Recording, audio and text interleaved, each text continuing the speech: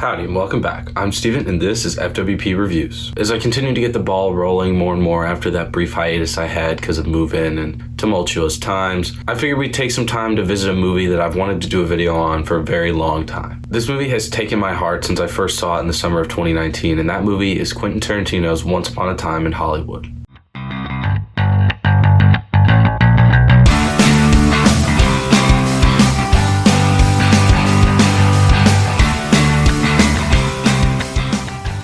Once Upon a Time in Hollywood is about anything and everything all at once. It's a sort of alternate retelling of some events that happened in Hollywood in the 1960s, notably the Manson murders. The biggest change we find is in our two main characters that are fictional characters, non-historical, and those are legendary actor Rick Dalton, played by Leonardo DiCaprio, and his best friend and stuntman, Cliff Booth, played by Brad Pitt. We explore a lot of their exploits during the 1960s and see how they're adjusting to a changing Hollywood.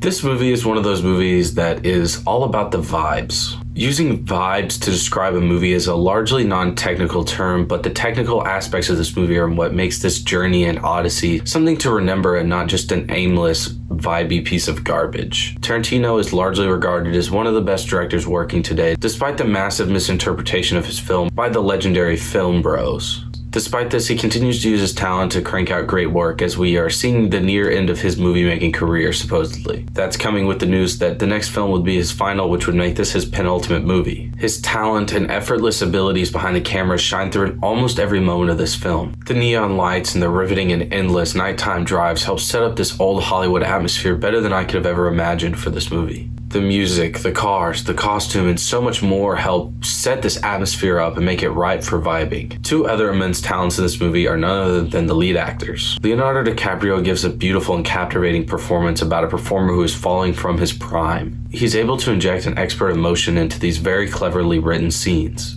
We see this push and pull with him in the industry and him just trying not to be the guy that everybody beats in their new pilots. He isn't a has-been, but he's worried he will be if he continues to act passively. The other of our two leads in the more supporting role is Brad Pitt as Cliff Booth. This late in his career, it's odd to say that this might be one of his career-defining performances. This movie has shown that Brad Pitt still has it and will continue to have it into the future probably. The mystery that surrounds the character of Cliff Booth is a part of the intrigue of this movie. Cleverly, he is written as sort of the wild card for the movie, and his trip to Spawn Movie Ranch shows that he is the wild card. His character doesn't take any shit, and his dog is probably the highlight of the movie. The rest of the supporting cast, most notably Margot Robbie, help to build this world and continue to add to the odyssey of the journey of the movie, letting us see more of the regular side of the world unfolding as we're watching our two leads live their lives. This movie pushes most of its violence to one of the most entertaining and Tarantino-esque finales we've seen in a while. As we go through the lengthy runtime, it begins to feel like something might be missing, and then boom, brilliance strikes. An acid-dipped cigarette, a blender full of frozen margaritas, a flamethrower, and a bunch of Manson cult members. I mean, what could possibly go wrong? Chaos ensues and almost everyone is laughing and enjoying the moment as the chaos unfolds all over your screen.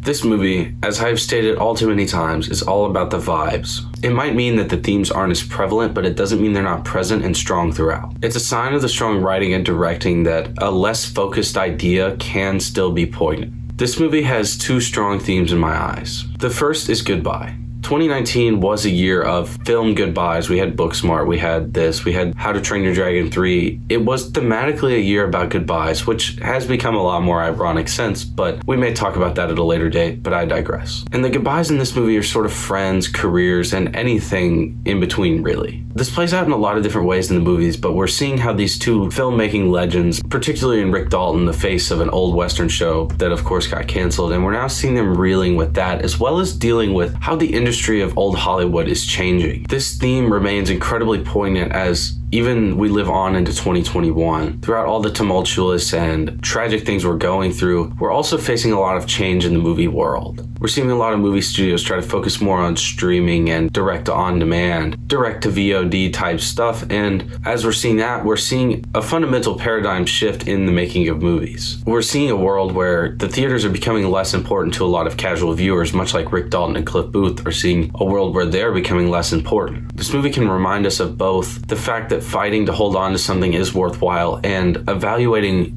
if the change is really for the better might be worth it. By the end of the movie, we get to see Cliff and Rick make a comfortable goodbye after holding on to something that isn't exactly viable anymore for the two of them. They're excellent friends and even better work partners. It's unfortunate that that's how it goes, but the beauty of what they had was still there. The second theme bounces a lot off of the first. Throughout a lot of this movie, we're seeing Rick struggle to cope with a world that is leaving him behind. The thematic elements that of course spawn from that are perception of self and how, even in trying situations, giving your best is always an option and should always be the first option. We see a lot of time where Rick is unhappy being the punching bag for these new Western stars, but he gives it his best before we see him go to Italy to do something else he's not exactly excited about, but he goes to Italy, he does spaghetti westerns, and he gives it his best. Both of these strong thematic arcs help shape this movie up and make it something more than just pretty wanderings through the 1960s Hollywood scenery.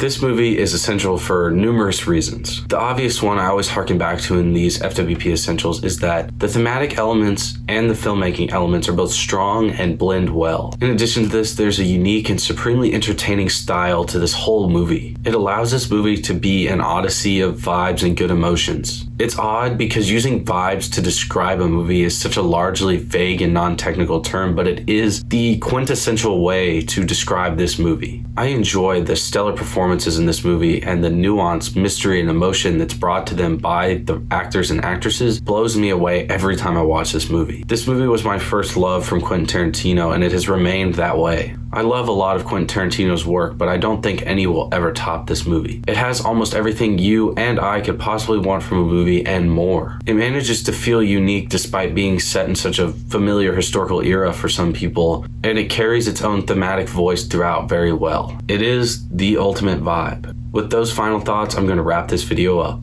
This movie is one of my favorites of all time, and it's definitely my favorite by Quentin Tarantino. I hope you enjoyed my thoughts on this movie, and I'll be back next week with my August summary video. Until next time, follow my Instagram at FWP Reviews 100 for daily written reviews about the newest movies. With that, this is FWP Reviews signing off. Thank you guys so much for watching, and I'll catch you all in the next one.